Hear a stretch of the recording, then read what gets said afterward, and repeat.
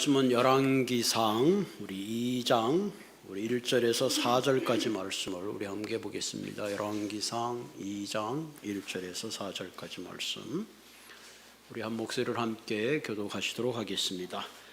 다윗이 죽을 날 임박하매 그의 아들 솔로몬에게 명령하여 이르되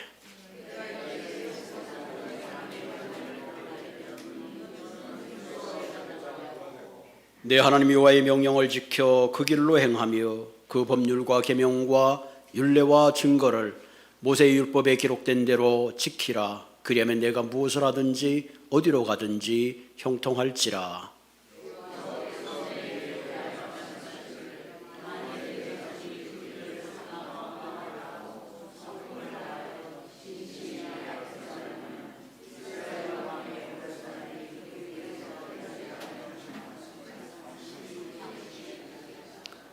아멘. 우리 이 시간에 우리 성가대 찬양해 주시겠습니다.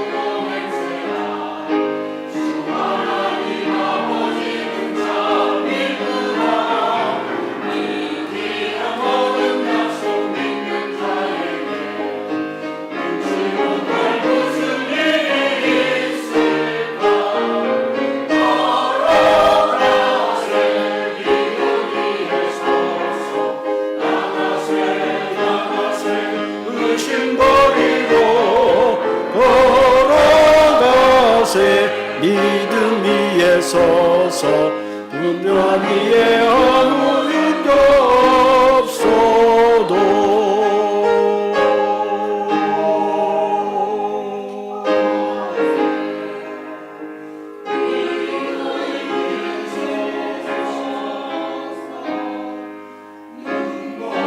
위에 아무 증거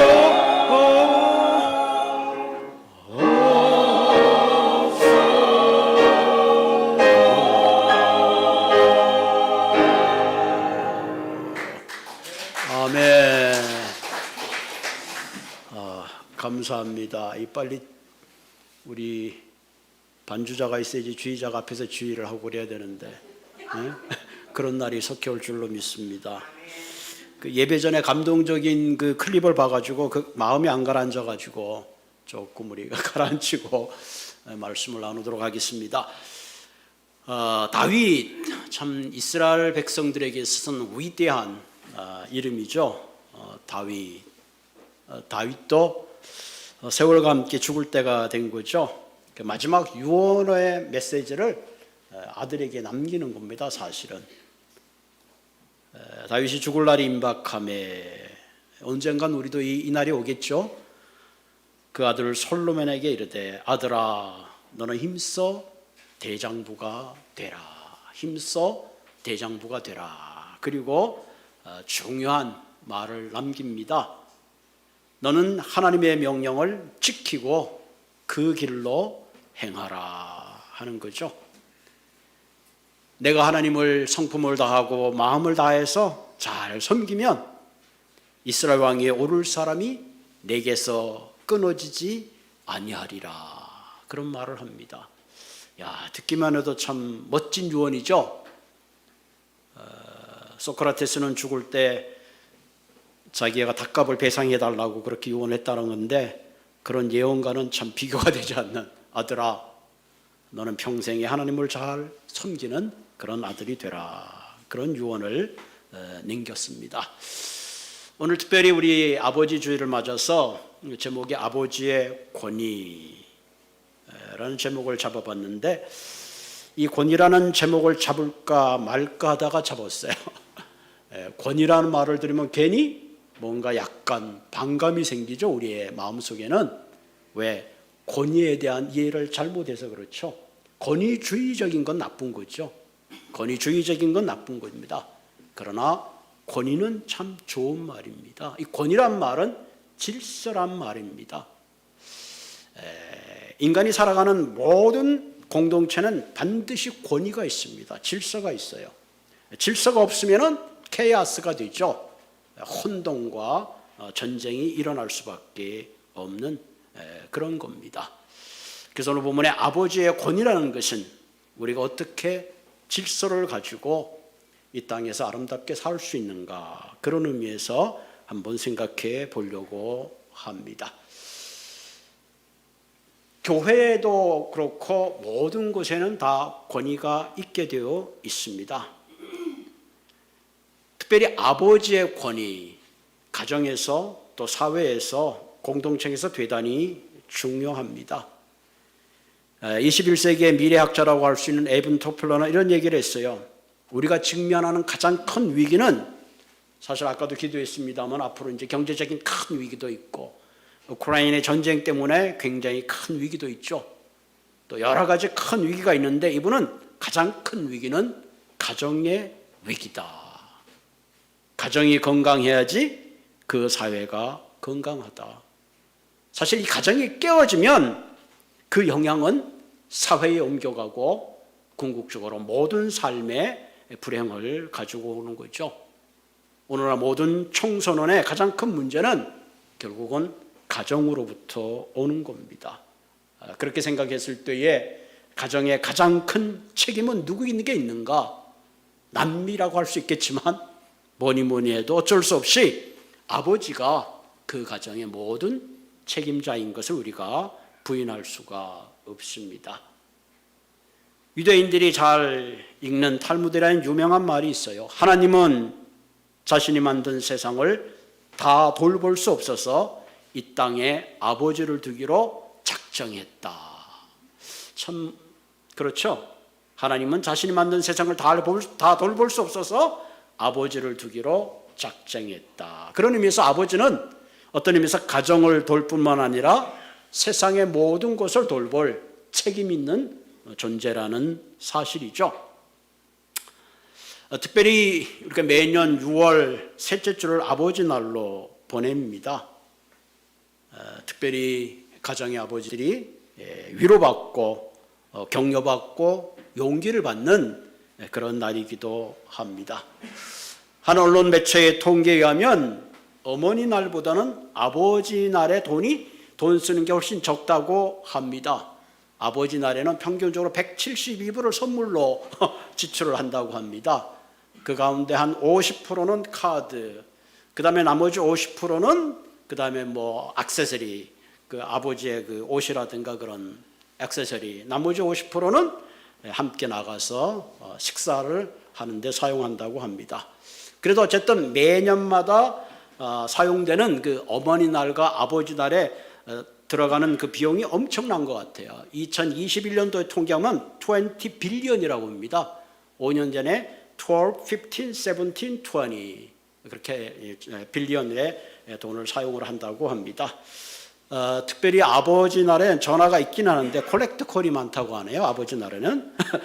그리고 꽃가게가 어머니 날에는 대목이라서 눈코 뜰 수 없는데 아버지 날은 그래도 조금 평상시 수준이라고 했을 때 아버지의 위치가 오늘날 어느 정도인가 하는 것을 우리가 통계를 통해서 볼 수가 있습니다. 텍사스의 크리스토프 베이컨이라는 사람이 이런 말을 했어요. 미국의 아버지들이 가정에서 제 권위를 회복하는 날 어떤 일이 일어날까? 세계의 굶주림을 없애지는 못할지라도 몇몇 가정의 절대 빈곤 이하로 침몰하지 않을 것이다. 중동지에게 평화는 가져오지 못할지라도 거리의 깽단 소굴에서 자녀를 보호할 수 있을 것이다. 인구 폭발을 완화시킬 수는 없을지라도 10대 임신모는 방지할 수 있을 것이다. 그만큼 아버지의 역할이 얼마나 중요한가 하는 것을 우리로 하여금 곱씹게 하는 대목입니다. 유경인 씨라는 한국의 여기자가 있는데요. 이분이 남성들의 현 주소를 파헤치는 이런 책을 썼어요. 대한민국 남자들이 원하는 것이 뭘까? 그런 책을 썼는데 이 책에서는 특별히 오늘날 가정에서나 사회에서나 소외당하고 있는 남성에 대한 그런 이야기들을 진솔하게 나눴습니다. 특별히 21세기 이후부터 어쩔 수 없는 사회의 패러다임이 바뀌었잖아요. 이제는 부부가 같이 일을 하다가 보니까 이제는 남녀 일에 구분이 없어요. 가사 일도 남자의 일이 될 수밖에 없는 거죠. 안 하고 싶어도 할 수밖에 없는 그런 시대에 우리가 살고 있습니다. 이분이 이렇게 표현했어요. 마치 미식축구 경기에서 종료 시간을 얼마 안 남기고 골을 넣기 위해서 다급해진 선수의 심리와 같다. 오늘날 남성들을 표현한 그런 얘기입니다. 미국은 그래도 덜한데 한국에서 내 또래만 해도 벌써 퇴직을 하잖아요. 40대, 50대, 60대 명예퇴직을 하게 됩니다. 퇴직을 하게 되면 4개의 대학을 다녀야 된다 그러죠. 4개의 대학을 다녀야 되는데 첫째가 하버드 대학을 다녀야 되는데 이 말은 하루 종일 바쁘게 드나드나라고 바쁜 그런 하버드 대학을 다녀야 된다고요. 직장 생활하느라고 평소에 만나지 못했던 친구들, 뭐 지인들 이것저것 다녀보느라고 잘하면 백수가로사가 생길 수 있는데 대략 6개월에서 한 8개월 정도 되면 하버드 대학을 어느 정도 수료를 하고 된다고 합니다. 그 다음에 가는 대학이 하와이 대학인데 하루 종일 와이프와 따라다니면서 이 일 저 일 하는 대학이라고 그러죠. 그래서 와이프 하는 데 가서 수다도 떨고 빨래도 같이 하고 마늘도 까고 설거지도 하고 청소도 하다가 매번 혼이 난다고 합니다. 그게 그 수양의 과정이라고 그럽니다. 왜 이렇게 제대로 못해? 그래서 뭐 이 기간은 와이프에 따라서 그 기간이 조금씩 짧아지기도 하고 길어진다고 합니다. 어쨌든 또 하와이 대학에 가서 이렇게 그 정신 수양을 다듬는다 그러죠. 세 번째 가는 대학이 동경대학이라는데 동네 경치를 두루두루 관찰하는 그런 대학이라고 합니다. 그래서 새벽에 약수터도 가고 동네 공원도 산책도 하고 또 기원에 가기도 하고 약국에 가기도 하고 여기저기 동네방네 이렇게 두루두루 이제 동경을 하면서 다니는 그런 대학이 있다고 합니다. 이제 하버드 대학, 하와이 대학을 거쳐서 동경대학을 거친 다음에 마지막 가는 대학이 있는데 그게 방콕 대학이랍니다. 방에 콕 받친 대학. 찾는 이도 없고 부른 이도 없고 체력도 바닥이 났고 의욕도 없고 TV만 뚫어지게 보고 신문에 광고란까지 다 읽고 나면 마지막에 수치인 고부의 서포처럼 되어간다. 참 어떻게 보면 슬픈 일이지만 뭔가 현실적 남성들을 좀 공감하게 하는 그런 얘기가 있기도 합니다. 자, 그럼 이처럼 우리가 잃어버린 남자의 자존심, 존경심을 어떻게 회복할 수 있겠는가? 어떻게 우리가 남성의 역할을 되살릴 수가 있겠는가? 왜 그래야 되는가? 남성이 권위를 잃어버리고 남성이 갈 길을 잃어버리면 결국 가정을 잃어버리고 사회가 병들기 때문에 그렇습니다. 자, 그렇다면 잃어버린 아버지를 누가 되찾아 줄 수 있겠는가? 아버지의 권위가 스스로 아버지의 권위를 찾을 수는 없잖아요. 내가 아버지니까 내 말 잘 들어. 옛날에는 통했는데 이것도 안 통하잖아요. 이제는 결국은 누가 세워줘야 돼요? 결국은 부인이, 자녀들이 가정에서 세워주어야 합니다. 우리가 잘 아는 말이 있잖아요. 집에서 새는 바가지 바깥에서 산다. 가정에서 무너진 아버지가 사회에서 역시 무너질 수밖에 없죠. 가정에서 인정받는 아버지가 나가서도 인정 안 받는, 존경받는 그런 아버지가 될 수밖에 없습니다. 그런 의미에서 특별히 오늘 아버지 주일을 맞아서 여러분들 가정마다 아버지를 세워주시는 그런 가정이 되기를 주님의 이름으로 부탁을 드립니다.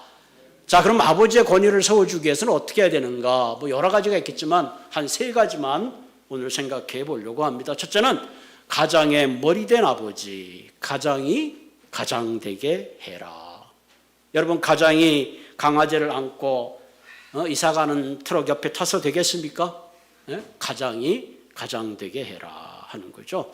그 말은 다시 아버지는 가정의 머리가 되게 해라 하는 얘기입니다. 자, 고린도전서 11장 3절에 보면 그러나 나는 너희가 알기를 원하노니 각 남자의 머리는 그리스도요 여자의 머리는 남자요 그리스도의 머리는 하나님이시라. 그러니까 여자의 머리는 남자요, 남자의 머리는 그리스도요, 그리스도의 머리는 하나님이라. 아이, 목사님, 그건 그 시대의 가부장적 얘기인데 오늘 이 시대에 그런 얘기를 하시면 어떡하겠습니까? 사실 그 시대의 가부장적인 그런 표현을 넘어서서 이것은 하나님의 창조의 질서죠. 질서. 다시 말하면 누가 위아래를 구분짓는 것이 아니라 함께 하는 권위의 질서를 이야기하는 겁니다. 왜냐하면 하나님께서 아담을 창조하셨죠. 세상의 모든 것이 아름다웠어요. 그런데 한 가지 좀 어글리한 게 있었어요. 그게 뭐냐? 남자가 혼자 있는 것이 하나님 보기에 싫었어요.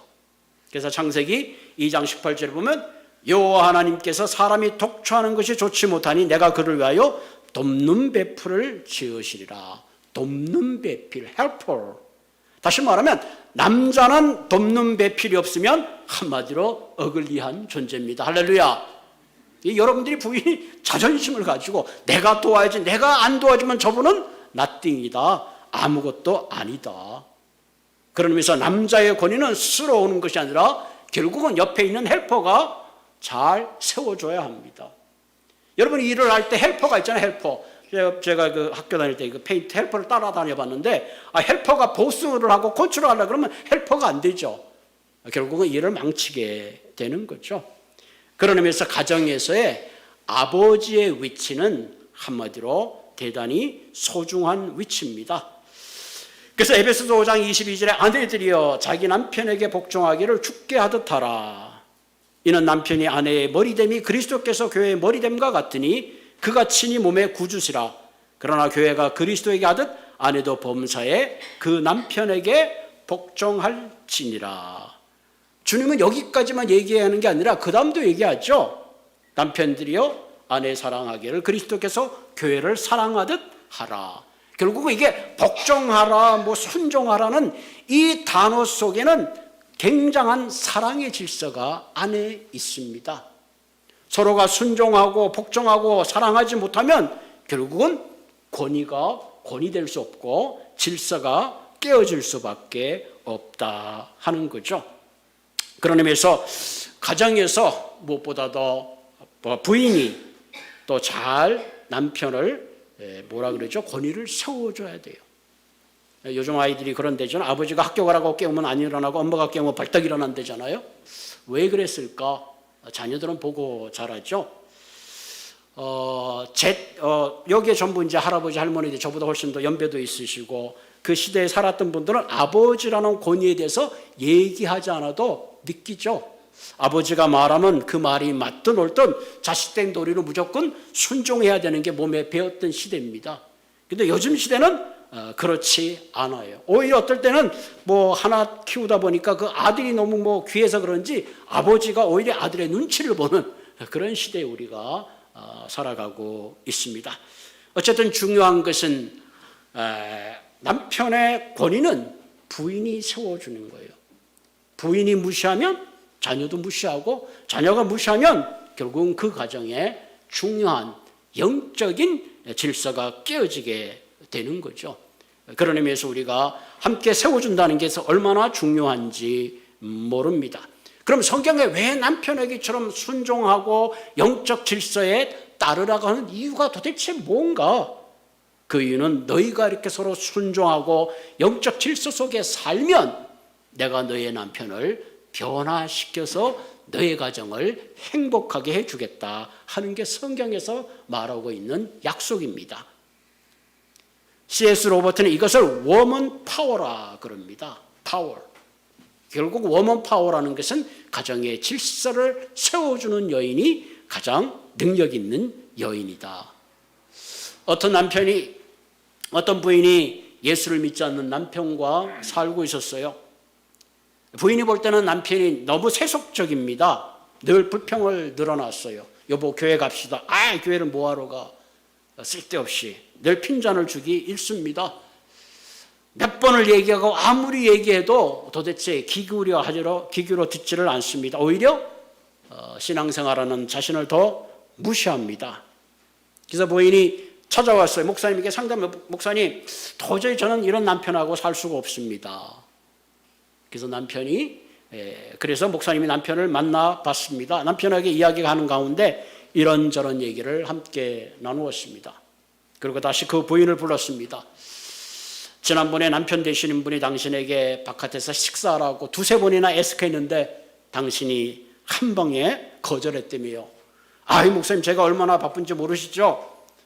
아이들도 있고 픽업도 해야 되고 얼마나 바쁜데 제가 한가하게 남편하고 나가가지고 외식을 하겠습니까? 그래요? 사실은 남편은 당신이 아이들 문제로 집안 문제로 너무너무 골치 아파서 잠시나마 당신에게 좀 짬을 내서 쉬려고 그렇게 애석을 했는데 당신이 이런 자에 거절하니까 남편의 마음에 상처가 많이 됐습니다. 그리고는 이렇게 충고합니다. 이제 두 번 다시 남편 보고 교회 가자는 얘기도 하지 말고 종교적인 얘기도 하지 말고 남편이 좋아하는 음식을 정성스럽게 만들어서 대접하십시오. 그리고는 성경 한 구절을 줬습니다. 범사에 남편에게 복종하라. 부인이 큰 눈을 뜨고 목사님을 노려봤습니다. 역시 당신도 남자 목사니까 어쩔 수 없었구려. 그래도 한번 해보자. 어차피 이때까지 별별 짓을 다 했는데 마지막 솔루션이니까 한 달만 내가 죽었다 복종하고 한번 해보자. 그랬더니 일주일이 지나고 2주일이 지난 다음에 남편이 교회를 찾아왔어요. 목사님 도대체 부인에게 뭘 어떻게 했길래 완전히 달라졌습니다. 그 후에 남편이 교회에 와서 집사도 되고 교회에 잘 충성하는 일꾼이 되었다. 그런 이야기가 있습니다. 여러분, 우리는 남편은 부인을 변화시킬 수가 없습니다. 결국은 서로가 복종하고 순종하고 세워주다 보면 하나님의 질서에 따라 그 가정이 세워지는 아름다운 가정이 되는 줄로 믿습니다. 아멘. 그런 의미에서 서로를 세워주는 그런 삶이 되기를 주님의 이름으로 부탁을 드립니다. 흔한 얘기로 그렇게 얘기하잖아요. 남편을 왕처럼 대우하라. 그러면 당신은 왕비가 될 것이다. 남편을 모섬처럼 취급하라. 그러면 당신은 몸종이 될 것이다. 이런 얘기가 있듯이 서로를 존경하게 대하는 게 얼마나 아름다운 영적 질서인가 하는 것을 우리가 생각해 보게 됩니다. 두 번째가 뭐죠? 보세요. 두 번째는 믿음을 전수하는 아버지가 되라. 성경은 가정의 중심은 부부입니다. 또 가정의 머리는 아버지라고 하는데, 그래서 하나님께서 아담을 창조하시고 그 후에 하와를 지으셨죠. 그리고 성경에 보면 아버지로서의 가장 중요한 영적 역할을 아브라함에게 주셨어요. 아브라함에게 하늘의 별을 보게 하셨습니다. 그리고 바다의 모래를 보게 하셨어요. 그리고 내가 열국의 아버지가 될 것이다. 그래서 아브라함이 기다렸죠. 하나님이 내게 엄청 많은 자식을 줄 것이다. 기다렸더니 25년을 기다렸더니 아들 하나 이삭을 딸랑 주셨어요. 그 하나님은 그 아브라함에게 25년을 왜 기다리게 하셨을까? 아브라함은 25년을 기다리면서 영적 아버지 제사장의 역할이 얼마나 중요한가 하는 것을 뼈저리게 느꼈습니다. 여러분, 흔히 전통적으로 우리가 아버지 하면 사회적으로 능력이 있어 돈도 많이 벌어다 주고 또 성공해서 사회적으로 칭찬과 존경도 받고 또 식구들에게 와서는 부드러운 남편, 자상한 남편으로 또 요즘 말하는 요생남으로 모든 것이 완벽한 그런 아버지가 되기를 요구하죠. 또 그런 아버지가 좋은 아버지라고 생각합니다. 그러나 여기서 우리는 한 걸음 더 나가서 크리스찬의 아버지로서 가장 중요한 것은 다른 것도 중요하지만 그 가정의 제사장의 역할을 하는 것이 굉장히 중요하다. 식구들을 믿음으로 이끌고 자녀들을 말씀으로 양육하고 축복하는 그런 영적 제사장의 아버지의 역할이 바로 우리에게 주어져 있다 하는 거죠. 오늘 성경의 본문에 이처럼 다윗이 아들아 내 왕위를 물려주마, 내 금은 보화를 물려주마, 그게 아니라 아들에게 너는 하나님의 믿음 가운데 살아라. 네가 하나님의 믿음 가운데 하나님을 존귀하게 섬기면 하나님이 너의 왕위를 끊어지지 않게 해주겠다. 얼마나 위대한 유산을 주는지 몰라요. 결국은 믿음의 유산을 남겨주는 거죠. 그런 의미에서 영적 아버지의 권위는 어디에서부터 있느냐? 바로 자녀들에게 믿음을 전수할 수 있어야 된다는 사실입니다. 영적 제사장으로 아버지가 해야 될 가장 중요한 일은 바로 그 자녀들을 하나님과 연결시켜 줄 수 있어야 합니다.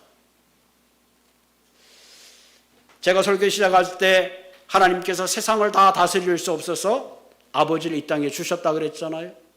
어떤 의미에서 모든 아버지는 이 땅에 그 자녀들을 하나님과 연결시키는 브릿지의 역할을 해야 합니다. 아버지를 통해서 하나님의 사랑을 배우고 아버지를 통해서 말씀을 배우고 아버지를 통해서 하나님의 놀라운 섬김과 사랑을 배울 수 있어야 합니다. 1차적으로는 아버지로서 가정에서 생물학적, 사회학적 그런 아버지가 됩니다. 그러나 또 하나의 부름은 그 이상, 바로 하나님께서 나를 아버지 되게 한 것은 하나님께서 나를 부르시고 자녀들이 하나님의 자녀로, 믿음의 자녀로 이 땅에 번성하고 충만하게 하는 책임이 있다는 사실을 알아야 합니다. 지금도 아버지 학교를 하고 있습니다만은 사실 아버지라는 게 학교에서 배우는 게 아니잖아요. 어떻게 하다 보니까 아버지가 되는 거죠.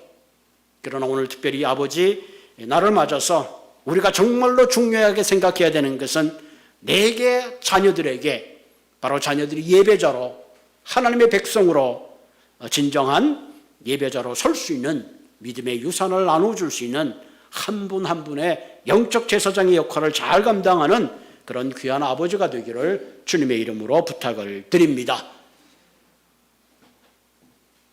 어쩌면 이제 아버지가 아니라면 이제 할아버지로서 손자와 손녀에게 다른 어떤 것보다도 그런 믿음의 유산을 남겨주시기 바랍니다.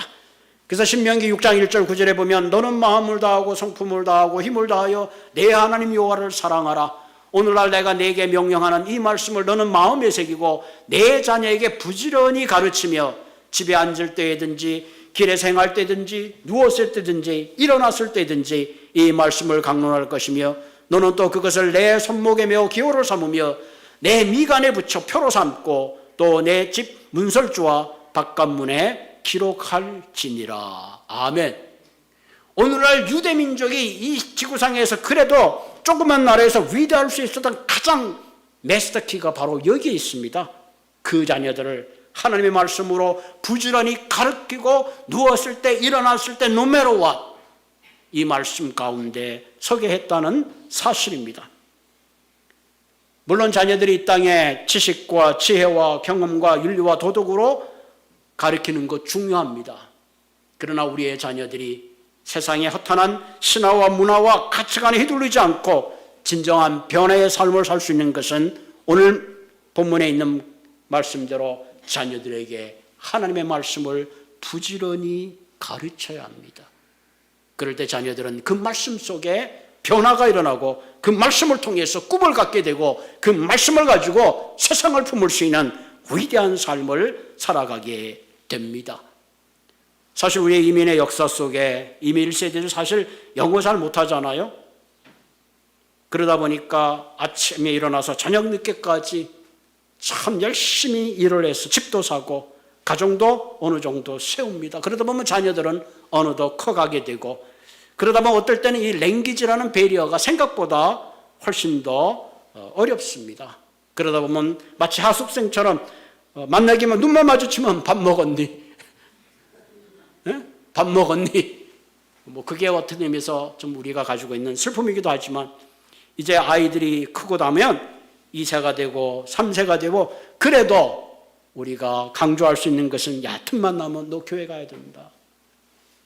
아버지가 이민생활 이렇게 힘들게 했지만 하나님이 나를 여기까지 인도해서 그 하나님이 너와 함께 할 거야. 하나님이 어디 가든지 너와 함께 있어. 반드시 이렇게 꼭 말씀으로 양육하시는 영적 아버지가 되기를 주님의 이름으로 부탁을 드립니다. 세 번째, 우리가 아버지 날을 맞춰서 우리가 기억해야 될 것은 자녀를 축복하는 아버지가 되어야 된다. 이거 대단히 중요합니다. 요셉은 이집트의 국무총리가 되었습니다. 세상의 모든 권리를 다 가졌어요. 부족한 게 하나도 없는 사람입니다. 그런데 요셉이 세상적으로 부족함이 없는데 그의 자녀를 야곱에게 데리고 옵니다. 그때 이미 야곱은 눈이 멀었어요. 말도 제대로 못하는 허약한 늙은 그런 할아버지입니다. 아버지, 우리 아이들을 축복해 주세요. 야곱이 손을 얹고 아들을 하나하나 축복합니다. 그 축복이 이스라엘의 12지파의 위대한 축복으로 전수되었습니다. 우리가 자녀에게 줄 수 있는 진정한 것은, 물론 좀 재산을 주면 그 자녀들이 살아가는데 훨씬 더 도움이 되겠죠. 그것도 필요합니다만 더 중요한 것은 그 자녀들에게 가장으로서 축복하는 것, 그것이 얼마나 중요한지 몰라요. 여러분, 가끔 자녀들이 아버지 날이나 어머니 날 오잖아요. 할아버지가 아이들에게 기도해 주세요. 하나님, 그 할아버지의 기도, 아버지의 기도는 얼마나 간절하겠어요. 이놈이 하나님 앞에 잘 자라게 하시고 하나님 축복해 주세요. 미래를 열어주세요. 거룩한 믿음의 백성으로 창대케 해주세요. 여러분, 성경에 얼마나 좋은 말이 많아요. 들어가도 복을 받고 나와도 복을 받고 머리가 되게 하시고, 정말 하나님의 위대한 꿈을 이루는 그런 손자, 소녀들이 되게 해달라고 할머니가, 할아버지가, 아버지가 그 자녀를 위해서 기도할 때에 그 기도는 결코 헛된 기도가 아닌 줄로 믿습니다. 혹시 오늘 아버지 날에 자녀들이 찾아왔으면 반드시 기도하자. 그리고 기도해 주시는 그런 아버지가 되기를 주님의 이름으로 부탁을 드립니다. 같이 기도하겠습니다.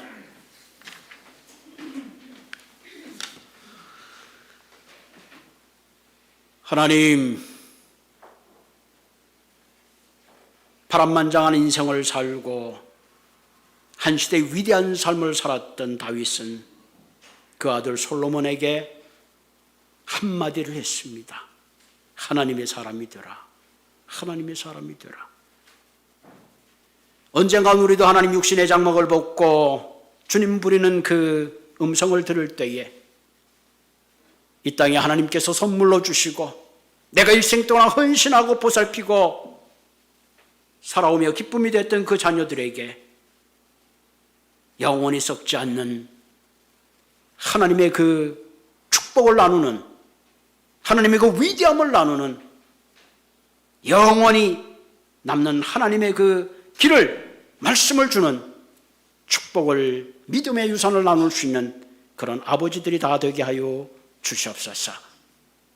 오 하나님, 무엇보다 이 시대의 진정 아버지의 권위가 필요한 시대입니다. 힘으로 억누르는 아버지가 아니라 사랑으로 다스리며 굴림하는 아버지가 아니라 섬기는 아버지로 주께서 주시는 아름다운 질서 가운데 가정의 영적 권위가 세워지게 하여 주시고 그 영적 권위에서 자란 아이들이 또 다른 하나님의 권위 가운데 이 땅에 영원한 하나님의 권위를 세워가는 거룩하고 아름다운 가족과 백성을 이룰 수 있도록 주님 축복하시고 함께하여 주시옵소서. 예수님의 이름으로 감사하며 기도드리옵나이다. 아멘.